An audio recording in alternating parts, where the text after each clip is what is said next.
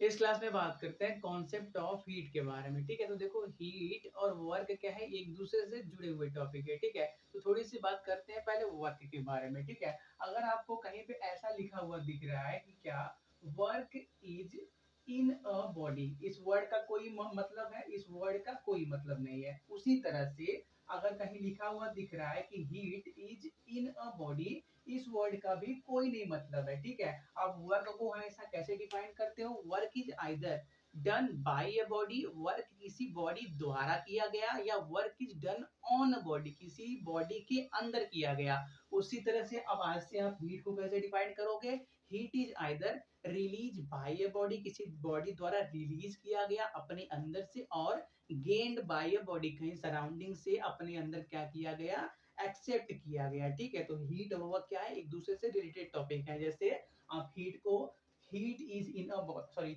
Work को work is in a body, किसी body के अंदर कार्य है, ये वर्ड क्या ऐसे डिफाइन नहीं कर सकते। उसी तरह heat is in a body का कोई मतलब नहीं है। वर्क को कैसे डिफाइन करोगे, work is either done by a body और ऑन अ बॉडी। और उसी तरह हीट को कैसे डिफाइन करोगे, heat is either release by a body और एक्सेप्ट बाय अ बॉडी। ठीक है, इतना बात क्लियर है। अब थोड़े से क्या करते हैं, एक सिस्टम बनाते हैं। ठीक है, सपोज कर लो हमारे पास एक सिस्टम है, यहाँ पे हमारे पास एक सिस्टम ए है और एक दूसरा सिस्टम सपोज कर लो बी है। ठीक है, दोनों क्या है, एक दूसरे से थर्मल इक्विलिब्रियम, थर्मल कांटेक्ट के अंदर है। दोनों एक दूसरे से क्या है, थर्मल थर्मल कांटेक्ट में है। मतलब इनके अंदर से अगर हीट का किसी में ज्यादा है तो वो दूसरे बॉडी में क्या कर सकता है, छोड़ सकता है। ठीक है, हीट क्या कर सकता है, ट्रेवल कर सकता है। ठीक है, और ये जो ए बी सिस्टम है, ये सपोज कर लो सराउंडिंग से क्या एकदम हटा हुआ है। मतलब ये वाली जो बाउंड्री है, ये क्या है, नॉन कंडक्टिंग बाउंड्री है। कौन सी बाउंड्री, नॉन कंडक्टिंग। मतलब कैसा, डायाथर्मिक मटेरियल से बना हुआ है, डायाथर्मिक मटेरियल का बना हुआ है। मतलब क्या है, अगर हम ए बी सिस्टम की बात करें और ये बाहर सराउंडिंग की बात करें, तो उनके बीच कोई भी एनर्जी का एक्सचेंज नहीं हुआ। ठीक है, तो पहले थोड़ी सी बात करते हैं सिस्टम ए के लिए। ठीक है, फॉर सिस्टम ए, ठीक है, कोई सिस्टम, ये जो सिस्टम ए है इसके लिए अगर हम बात करें क्या है, अमाउंट ऑफ हीट ट्रांसफर। ठीक है, अमाउंट ऑफ हीट ट्रांसफर को हम क्यू से डिनोट करते हैं। ठीक है, तो amount of heat transfer for system ये किसके बराबर होगा, इसके अंदर जो इंटरनल एनर्जी का चेंज आया उसके बराबर, और इस पर कितना कार्य किया गया उसके बराबर। ठीक है, सपोज कर लो इसका इंटरनल एनर्जी स्टार्टिंग में कुछ U1 था, तो इसके अंदर क्या कुछ चेंजेस होगा हीट ट्रांसफर की वजह से, तो इसका इंटरनल एनर्जी कुछ फाइनल होके सपोज कर लो U2 हो जाएगा। ठीक है, तो इसके इंटरनल एनर्जी में कितना चेंज आएगा, U2 माइनस U1, और इस पे कितना वर्क किया गया, सपोज कर लो वो W1 के बराबर है। ठीक है, इसको Q1 कर दो क्योंकि हमारे पास एक सिस्टम बी भी है। ठीक है, तो पहले सिस्टम पे कितना हीट ट्रांसफर हुआ है, Q क्या है, amount of heat transferred by a body, transferred by a body. ठीक है, और आपके पास U2 क्या है, फाइनल इंटरनल एनर्जी, U1 क्या है, इनिशियल इंटरनल एनर्जी, W1 क्या है, work done on this system, कौन सा सिस्टम ए पे। ठीक है, तो ये हो गया इसके बारे में, इसको कोई इक्वेशन 1 बना लो। ठीक है, अब क्या करते हैं, सिस्टम बी की बात करते हैं। तो बी के लिए भी सेम कॉन्सेप्ट होगा कि उसके अंदर जो अमाउंट ऑफ हीट ट्रांसफर्ड है वो किसके बराबर होगा, इसके अंदर का चेंज इन इंटरनल एनर्जी और इस पे किया गया वर्क डन के बराबर। ठीक है, एक सेकेंड। तो देखो सिस्टम आपके बी के लिए Q1 डैश से लिखते हैं। ठीक है, जो अमाउंट ऑफ हीट ट्रांसफर होगा सिस्टम बी की वजह से, उसको हम Q1 डैश से डिनोट करते हैं। तो ये किसके बराबर होगा, इसके चेंज इन इंटरनल एनर्जी। ठीक है, तो सपोज कर लो इसका कुछ इंटरनल एनर्जी स्टार्टिंग में U1 डैश था, तो फाइनल कुछ जाके ये U2 डैश हो गया। ठीक है, तो चेंज कितना होगा, U2 dash minus U1 dash, और इस पे सपोज कर लो वर्क डन कुछ W1 डैश किया गया। ठीक है, इसको कोई इक्वेशन क्या करो, 2 बना लो। ठीक है, अब क्या करो, 1 और 2 दोनों को क्या करो, आप ऐड करो। ठीक है, तो 1 और 2 दोनों को ऐड करते हैं, तो लेफ्ट हैंड साइड में क्या मिलेगा आपको, Q1 प्लस Q1, यहाँ लिखते हैं Q1 प्लस Q1 डैश मिलेगा। ठीक है, और राइट साइड में क्या मिलेगा, पहले ये वाले टर्म है, साथ में लिखते हैं U2 U2 डैश 1 और 2 किया था ना, तो 1 वाले चीज को पहले लिखो, कोई इफेक्ट नहीं पड़ने वाला है। थोड़ा सा हमने 1 प्लस 2 किया तो इसको पहले लिखते हैं। ठीक है,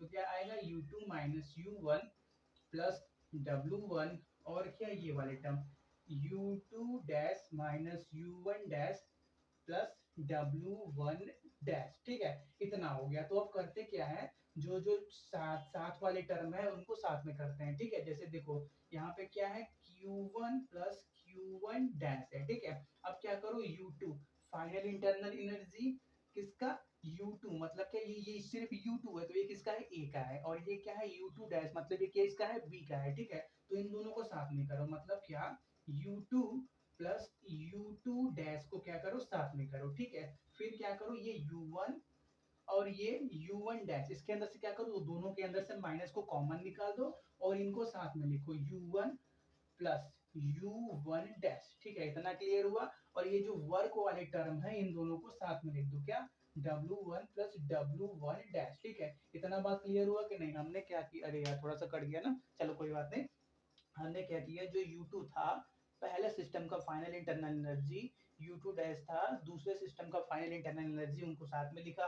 फिर क्या, पहले सिस्टम का इंटरनल एनर्जी इनिशियल और दूसरे सिस्टम का इंटरनल एनर्जी इनिशियल, दोनों के अंदर से क्या किया, माइनस को जो कॉमन कर लिया, तो अंदर क्या मिल गया, U1 प्लस U1 डैश मिल गया। ठीक है, और हमने जो दोनों वर्ग के टर्म थे W1 और W1 डैश, दोनों को साथ में कर लिया। ठीक है, इतना हो गया। तो अगर हम बात करें ए बी कंबाइन सिस्टम के बारे में, ठीक है, अभी एक अलग सिस्टम था, बी एक अलग सिस्टम था।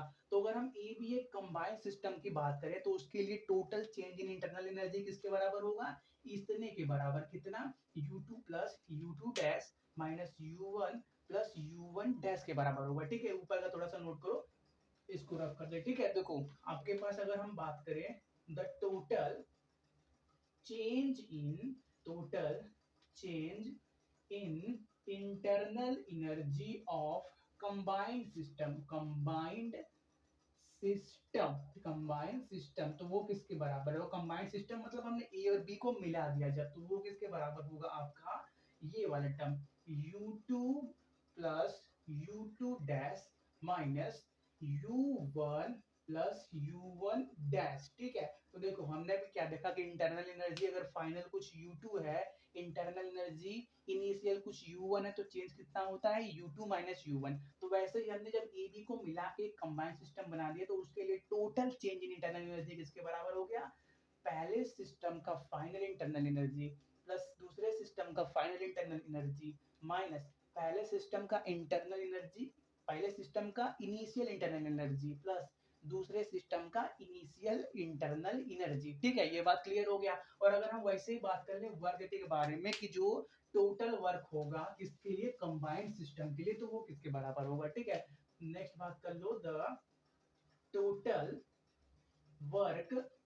For combined system. ठीक है, तो वो किसके बराबर होगा, वो आपका W1 प्लस W1 डैश के बराबर होगा। ये बात भी सही है, टोटल वर्क डन हमारा इतना था, और जब हमने क्या कर लिया, दोनों को मिला के एक सिस्टम बना दिया, तो उसके लिए टोटल वर्क डन कितना होगा, इतने के बराबर हो गया। ठीक है, यहाँ तक क्लियर है। चलो ठीक है, देखो यार स्टार्टिंग में हमने क्या बोला कि ये जो ए बी सिस्टम हमने बनाया था वो सराउंडिंग से, बाहर से क्या है, एकदम क्लोज है, मतलब बाउंड्री कैसी है, नॉन कंडक्टिंग बाउंड्री है। ठीक है, मतलब कहने का कि जो हमने ए बी कंबाइंड सिस्टम बना दिया उसके बीच और सराउंडिंग के बीच एनर्जी का एक्सचेंज क्या होगा, फिर बिल्कुल भी नहीं होगा। क्या, एनर्जी का एक्सचेंज बिल्कुल भी नहीं होगा। ठीक है, ये बात क्लियर है। चलो तो नीचे का रब कर देते हैं। ठीक है, चलो ये रब कर देते हैं। तो देखो अभी तक हमने क्या क्या बात किया, कंबाइंड सिस्टम के लिए total change in internal energy, combined system के लिए टोटल वर्क डन बात किया, और क्या बात कर लेते हैं, टोटल हीट की बात कर लेते हैं। ठीक है, total heat for combined system, heat for combined system वो किसके बराबर होगा, Q1 प्लस Q1 डैश के बराबर, कितना, Q1 प्लस Q1 डैश के बराबर होगा। इतना बात क्लियर है। और अभी हमने क्या बोला, क्योंकि सिस्टम आपका सराउंडिंग से बिल्कुल भी कांटेक्ट में नहीं है, बाउंड्री नॉन कंडक्टिंग है, तो सिस्टम और सराउंडिंग के बीच जो एनर्जी का एक्सचेंज, जो हीट का एक्सचेंज है, वो क्या होगा, जीरो के बराबर। ठीक है, तो जो नेट चेंज ऑफ, तो जो नेट चेंज इन हीट होगा वह किसके बराबर होगा, जीरो के बराबर। कहने का मतलब Q1 प्लस Q1 डैश किसके बराबर होगा, जीरो के बराबर। जब हम सिस्टम और सराउंडिंग दोनों की बात करें तो सिस्टम के हीट और सराउंडिंग की हीट के बीच कोई एक्सचेंज नहीं होगा, मतलब वो किसके बराबर होगा, जीरो के बराबर। ठीक है, तो यहाँ से आपको क्या मिला, यहाँ से हमको मिला Q का वैल्यू किसके बराबर, minus of Q, sorry Q1 का वैल्यू किसके बराबर मिला, माइनस ऑफ Q1 डैश के बराबर मिला। ठीक है, तो देखो ये बात आपको क्या बात बताता है, Q1 क्या है, पहले बॉडी से निकला हुआ, निकला नहीं, पहले बॉडी से ट्रांसफर हुआ हुआ, ट्रांसफर किया हुआ हीट है, और Q1 डैश क्या था, दूसरे बॉडी से ट्रांसफर किया गया हीट है। तो देखो इसका सिंपल सा मतलब है कि पहला बॉडी जितना हीट अपने अंदर से निकालेगा, दूसरा बॉडी उतना ही इक्वल अमाउंट में हीट क्या करेगा, एब्जॉर्ब करेगा। ये नेगेटिव साइन क्या इंडिकेट करता है कि जितना ये निकालेगा अपने अंदर से, ये क्या करेगा, उसको एक्सेप्ट करेगा। क्या इंपॉर्टेंट कंडीशन क्या है कि दोनों बॉडी थर्मल कांटेक्ट के अंदर होनी चाहिए, मतलब उनके अंदर एनर्जी का, हीट का एक्सचेंज पॉसिबल होना चाहिए, तब क्या होगा, पहला बॉडी, ये ए बॉडी था, ए बॉडी के लिए अमाउंट ऑफ हीट ट्रांसफर वो किसके बराबर होगा, अगर वो एनर्जी निकाल रहा है तो जितना निकालेगा उतना ही इक्वल अमाउंट में क्या करेगा, आपका बी बॉडी क्या करेगा, एक्सेप्ट करेगा। ठीक है,